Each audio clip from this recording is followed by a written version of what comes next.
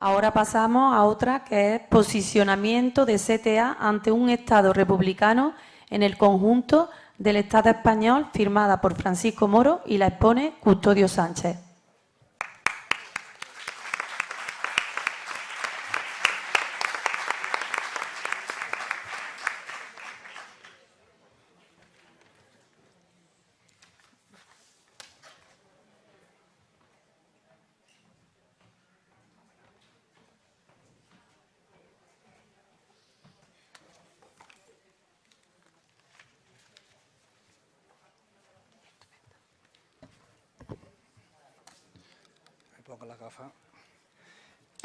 Posicionamiento de CTA ante un Estado republicano en el conjunto del Estado español. Por desgracia, todos conocemos la enfermedad del Alzheimer y resulta un poco fuerte tener que comenzar esta ponencia haciendo referencia a ella, pero creo que será ilustrativo. Las personas que padecen esta enfermedad no se acuerdan quién eran sus padres, no reconocen a sus hijos, a sus amigos, recuerdan algunas cosas de antaño, pero no recuerdan lo que hacen en el día a día. Eso es lo mismo que le pasa a un pueblo que no conoce su historia, que no sabe de dónde viene y, por lo tanto, no puede proyectar dónde va. Un pueblo que no conoce sus raíces no sabe qué pueblo es. En el alfabetismo virtual que padecemos en la sociedad actual, el egocentrismo que se sustenta como uno de los valores personales de esta sociedad niega la mayor. Y venimos a decir, ¿para qué quiero saber lo que pasó hace 100 años o 1000 años? ¿A mí eso en qué me influye? Esas afirmaciones que están en la mente de la mayoría de la sociedad, para que se entienda la comparativa, es como si no nos importara quién es nuestra madre y nuestro padre, y estuviéramos negando que ellos no nos transmiten genes, ADN y forma de vivir, es decir, cultura. Pues ese es uno de nuestros grandes problemas, no saber de dónde venimos, lo que hoy vivimos en la península ibérica, y por lo tanto no saber quiénes somos. Tenemos una falta de identidad enorme, que no nos permite que seamos capaces de construir nuestro futuro, ni transmitirle valores a las nuevas generaciones. Somos un pueblo estancado, a merced del capitalismo, y con su conciencia y la revolución tecnológica que se ha dado en las 3 últimas décadas, pero todo al servicio del capital, no de los pueblos y de sus habitantes. Como se decía cuando yo era niño, este pueblo es como un pollo sin cabeza. Evidentemente, en esta ponencia no voy a hacer una tesis sobre la historia de la península ibérica, pero sí quiero hacer una llamada de atención a la organización de CTA, a sus afiliados y militantes, de que es importante saber quiénes somos y por qué reivindicamos, por ejemplo, la República. Vamos a por la tercera.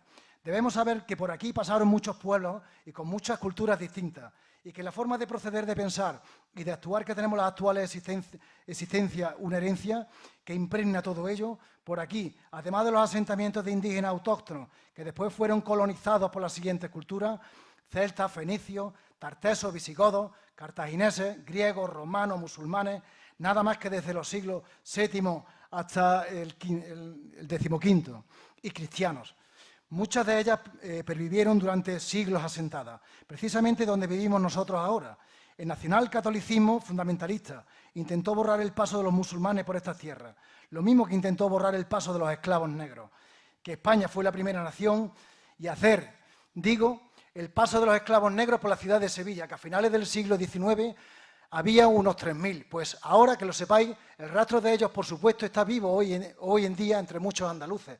Muchos de ellos se apellidan Moreno, y podéis ver los rasgos de muchos de ellos, a ver si son de raza negra. No digo todos, pero muchos sí. Como decían los vencedores, reescriben la realidad de la historia. Y en eso la monarquía, al amparo de la Iglesia, han sido especialmente beligerantes contra la historia de los pueblos. De hecho, si leéis libros de historia, la mayoría parece que solo existieron los reyes. Los pueblos no existen, como si los pueblos no tuviéramos historia, y realmente somos los que las hemos hecho y padecido. En ese sentido, quisiera dar un pequeño repaso muy somero de lo que ha significado la monarquía para nuestro país. Si bien antes quería hacer una reflexión. Cuando yo era niño, tenía sobre 6 o 7 años, pensaba que todo comenzaba y acababa con Franco, que Franco era omnipresente en todo y que no podría morir. Después, cuando tenía 12 o 13 años, estaba deseando que se muriera. Pues eso pasa en la sociedad. Pues eso pasa en la sociedad de los pueblos del Estado español en la actualidad, que parece que todo empieza y acaba con Franco. Parece que antes no existió nada y que no puede haber nada que no se derive de ese periodo recientemente sufrido por el pueblo español. Dicho esto, vamos con la monarquía. Bueno, si hablamos de monarquía y no hablamos de los reyes católicos, no hablamos de nada. Isabel I de Castilla y Fernando II de Aragón, para que os hagáis una idea de lo que llamaron la Reconquista. Cuando fueron a conquistar Málaga, la población de Málaga era de 45.000 habitantes. Tras asesinar en la guerra a miles de malagueños, como la ciudad no se rendía, la sometieron al aislamiento durante meses y murieron la mayoría de hambre y de enfermedades. Creo que quedaron vivos unos 15.000. Y a partir de ahí, solo permitieron que vivieran familias autóctonas de la ciudad, unas 25. Después repoblaron con varios miles de castellanos, extremeños, cordobeses, etc. Muchos de ellos que iban en las tropas de Fernando II. Ese fue el comportamiento criminal de los reyes católicos, que utilizaron para imponer el fundamentalismo católico. Si hablamos de la conquista de América, no fue nada mejor. La corona española y después, hasta que perdieron las colonias a finales del siglo XIX, lo que llevaron allí fue el sometimiento de la cruz, la imposición de la religión, la expoliación de las minas y la importación de semillas que entonces tenían un enorme valor. De ahí viene la ruta de la plata, por ejemplo, que sale del puerto de Sevilla hasta el centro de la Meseta y Galicia. Pero, ¿de dónde vienen los Borbones? Los Borbones provienen de Francia. El primer rey Borbón fue Felipe V en 1713. Curiosamente, el actual se llama Felipe VI. Proceden de la dinastía de los Capetos. Y como se puede comprobar a lo largo de la historia, solo han traído al pueblo español guerras por dinastías, sobre todo contra otra casa real, los Austrias, que gobernaron España y mucha hambre para el pueblo. Conviene destacar, porque ya he dicho que no iba a escribir un libro, dos acontecimientos puntuales, que parecen anecdóticos, pero que no lo son. El comportamiento de la reina Isabel II, madre del bisabuelo del actual monarca, Alfonso XII, que por supuesto no era hijo de su esposo, como ninguno de los muchos que tuvo, y que se dedicó a imitar y a ampliar el comportamiento de su madre. Era analfabeta, Isabel II, porque así era mucho más manejable para los cortejanos que la rodeaban, y se dedicó toda su vida a tener relaciones fuera del matrimonio, porque en el matrimonio jamás las tuvo, y a disponer de España como si de su cortijo se tratara.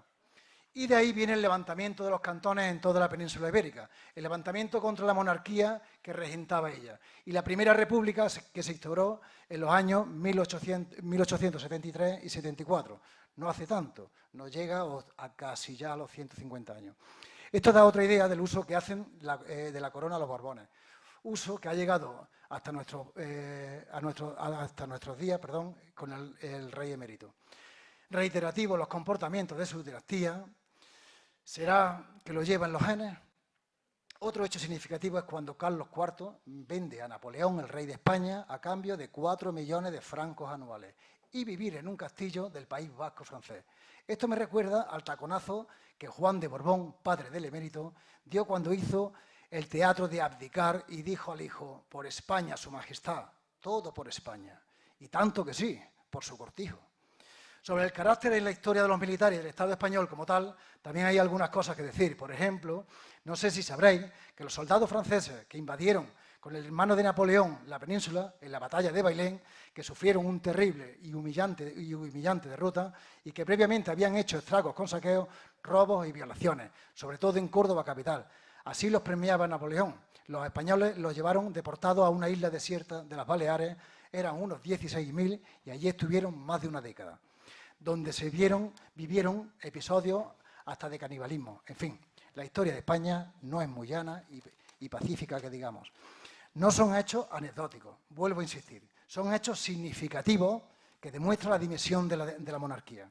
Pero ¿quién dijo que los pueblos del Estado español no se rebelaron contra esta permanente dictadura? El pueblo español, cuando después de siglos de sometimiento consiguió tener las ideas necesarias para intentar desembarazarse de la monarquía, se rebeló militarmente, con cañones y armas en los cantones, donde crearon la Junta Revolucionaria, y en Andalucía se crearon los cantones de Cádiz, de Sevilla, de Jerez, y el de Cádiz concretamente el 18 de septiembre de 1868. Uno de sus protagonistas e impulsores fue Fermín del Salvochea, anarquista y alcalde de la ciudad de Cádiz. Bueno, estos quisieron hacer una república federal desde abajo, desde la organización del pueblo. y el sufragio universal, y en la construcción de un Estado republicano conformado por comarcas libres y federadas. El presidente de esa república fue Pil Maragall. De ahí nace el movimiento obrero español organizado.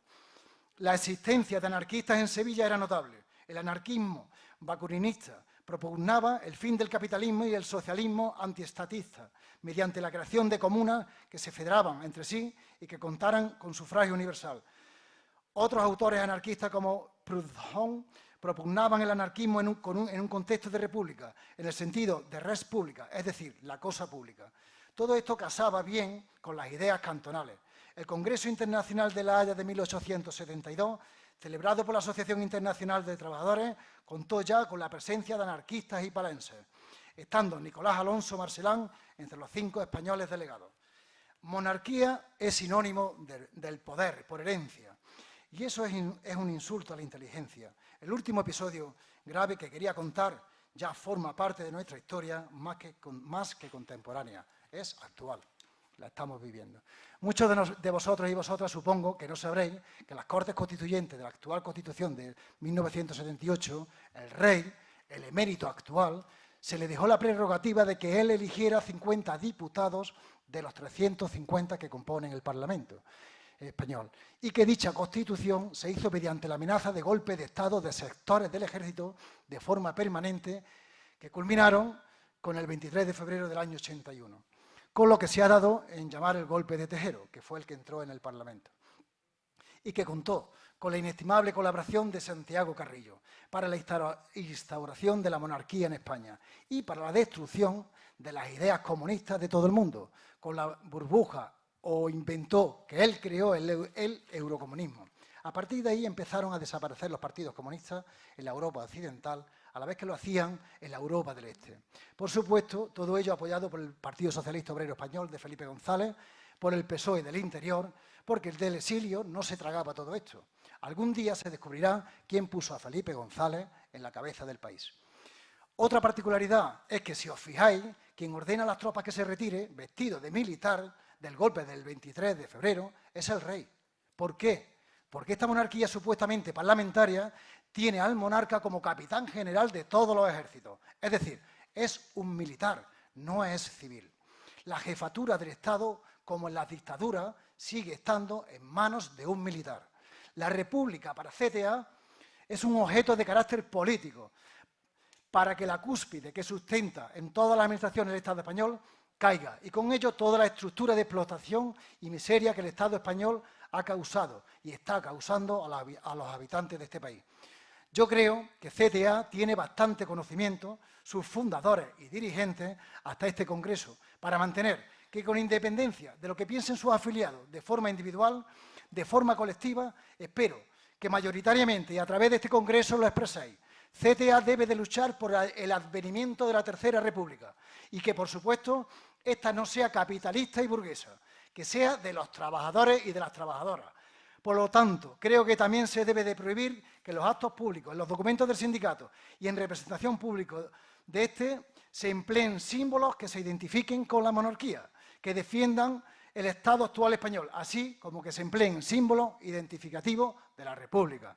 Por ello, se debe de decir con alegría: ¡viva la República, viva CTA, a por la tercera!